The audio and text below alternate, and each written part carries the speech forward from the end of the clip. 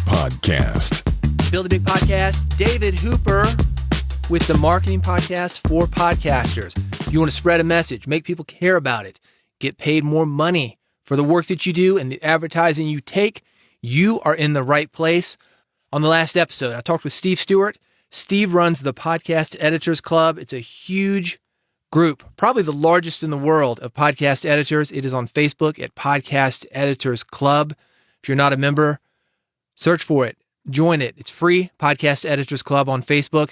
He also runs Podcast Editor Academy. So if you want to make money with your editing or just get better at editing, it's a great resource for you. The last episode, we talked about the philosophy of editing, working with guests, working with clients if you're editing for other people. This is a bonus episode. This is some stuff from that same conversation that's a little bit more technical. So if you're using Audacity, especially the brand new Audacity 3.0, we dive into that. Even if you're not editing your own podcast, I think you'll get something out of it because somebody's editing your podcast, right? You will be able to communicate with your editor better because of this content. It's real quick. And like the last conversation, it's a lot of fun. Steve's a cool guy. So here it is. Steve Stewart from Podcast Editors Club and Podcast Editor Academy. The conversation, some of the more technical things about Audacity. 3.0, I imagine, one of the big things is that all your tracks are on a single file now. It's not a stack of files in a folder. And I would think for editors, that's going to be amazing that you can get this raw Audacity file to work with. I used to export to Wave, for example, each track individually to Wave if I needed to move something. Don't have to do that anymore. I would say as far as workflow, say Audacity is probably easier as far as transferring files. I love the whole thing about exporting to specific directories as well. Like if you need a certain type of file, I can automatically send it to Dropbox just through an export. Don't have to find the directory or anything. It's amazing. Right. Yeah, with Audacity, there was that .aup file that was separate from the _data folder, which had all the audio in it, and you had to use that .aup file that is kind of like a lunch shortcut. That's gone. I love that it's gone.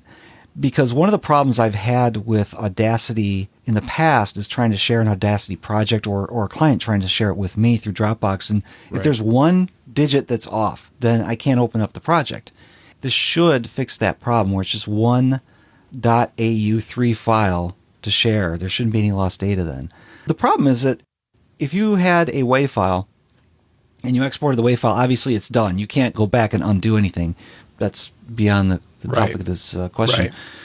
But the file size of a WAV file and a .au3 file, the project folder or file, it's pretty much the same size. So you're not saving space or anything like that. I was kind of hoping there would be. Obviously, you can zip things down, but I hate doing that because it's just another step that almost isn't necessary. That's one of the big arguments against Audacity is what they call destructive, meaning that when you do make a change, it's done. You can Control-Z it, but you can't make 1,000 little changes like you could in Audition. That's never been an issue to me. I guess that's one of those workarounds like you're talking about. It's like, yeah, it would be nice to have, but it's maybe one of those things that's 10% better for me. I'm curious, what are the things that you would change in Audacity if you could get the ear of the developers? What would make it better for podcasting? I think what you were mentioning there is the difference between Audacity and a lot of the other DAWs is Audacity is a destructive editor, meaning when you make a change, once you click save or you go too far down the way, you can't undo it. Right. Whereas a lot of the other DAWs, you're going to be able to just pull something back. You could be 30 minutes into an edit and they start talking about the dog that was barking earlier, and you can't remove the conversation about the dog talking earlier, but you edited out the dog barking earlier, so you go back and bring the dog back in. You can do that. With Audacity, you can't. That's the number one objection people have to Audacity is it's destructive. But I'll tell you what, I have rarely, maybe once a year, had to go back and add something back in that I took out, or did something that was...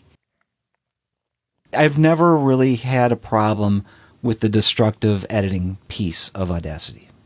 I haven't either. I've always got the original that I can go back and figure out, let's put this thing in there somehow if I accidentally took something out. I would like to see a good crossfade, though.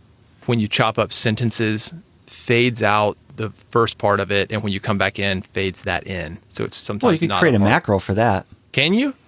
Absolutely. I need to join Podcast Editor Club, I guess. Yes, because there's a girl in there, her name is Paroma Chakravarti, who showed us a macro for that crossfade. Just ask the question in the Facebook group and somebody will bring it up to you. But yeah, you could create your own crossfade for that with a keyboard shortcut. It makes it, you hit the letter, K and it makes the crossfade or something like that. You can do that. Okay. All right. So then I'm Audacity forever. I think I'm like you. I'm Audacity already. I'm that old guy who's like, it's what I learned on. Learn how to do a stick shift. Do you know the Find Zero Crossings thing? I do. I just learned that, though, in the last couple of weeks. Is that not crazy? Oh, my gosh. I know. Oh, my gosh. I know. I learned that in 2015, and it changed my life. And for the people listening who don't know what we're talking about, when you have you're selecting a section of audio you want to delete. Maybe it's as simple as taking out a but or an and, or we'll just say an but it's kind of tied into another letter. You want that cut to be clean. And the way you do that is you've made your selection, but you hit the letter Z unless you've changed your default in Audacity. And the Z is this Find Zero Crossings command, which very slightly adjusts the borders of your selection to where the audio hits the zero line. That's where it's going to find that spot to adjust to. Because if you don't hit the Find Zero line, or if you don't hit that zero line, then you have the possibility of hearing a bump in the cut, in the audio where the cut was made. It makes the cleanest edits, and I do it for everything now. So if I'm doing a amplification or a de-amplification of a breath, I hit the Z first because I want to make sure that it hits that zero line. Mm-hmm. There's no bumps in the edit at all. It's amazing. I was amazed too. I never heard of that, and I think that's the thing is like Audacity is so powerful, and to use it for 20 years, like I know my way around it. I'm probably more comfortable than most, but you learn something new every day on it. Especially with like 3.0, they're adding new stuff. Not a whole lot of new stuff. I think it was mostly that file format. Changing the default for your multi-view. That's one of the things I'll be using all the time. So you can see the WAV file and a spectrum view at the same time. It's funny because I opened it up for the first time and I recorded it because I had somebody in the Facebook group ask a question about it. Does it work on Big Sur? I was like, well, let's find out. I have a laptop with a Big Sur. And it's a 2016 model, so we know it's going to work on almost all Macs. And I did this capture of it and I installed it. And I opened it up, and I was like, wait a minute, this looks exactly the same as 2.4.2. I was hoping for a new interface, yeah. Oh, so that's the question to the developers. Let's make it a little prettier. It still looks like Windows 98. I think on my PC, I think they changed the buttons to square instead of round or something. But that could be a setting that I'm not aware of. But I kind of like that, though. It's even like Clean Feed, which we're using now. It's super raw, and who cares? If it gets the job done, that's actually helped me, something like Clean Feed, when I'm interviewing people, because people take it more seriously than Zoom.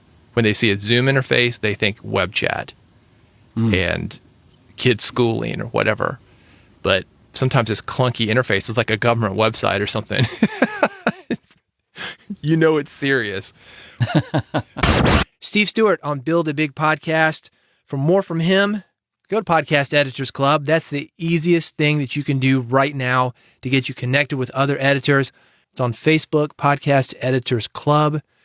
If you want to do more, if you want to make money with your podcast, he also has Podcast Editor Academy.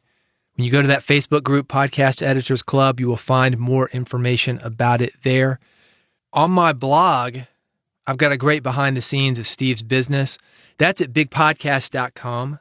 Just go there, click on the blog link. While you were there, you want to subscribe to this podcast, Build a Big Podcast. I'm here a lot. And the next couple episodes that I've got, you don't want to miss them because I'm continuing the thread of how to make your podcast sound great. You get it all for free at bigpodcast.com/subscribe. Bigpodcast.com/subscribe. I make it easy for you. I've got one button that you click. Got an iPhone, one button. Android, you get your own button. One button, click it. RSS feed, one button, click it. Subscribe. Apple's calling this follow now, but you know what I'm talking about. This is where you don't miss an episode. So whether you're calling it subscribe or follow, you don't really follow me because you're a leader too. You're a podcaster. I'm helping you build a big podcast. We're in this together. So go there and subscribe, bigpodcast.com/subscribe. If you want to call it a follow, I won't hold that against you. bigpodcast.com/subscribe, and I'll see you on those next episodes. Thanks for listening. Thanks for subscribing. I'll see you soon.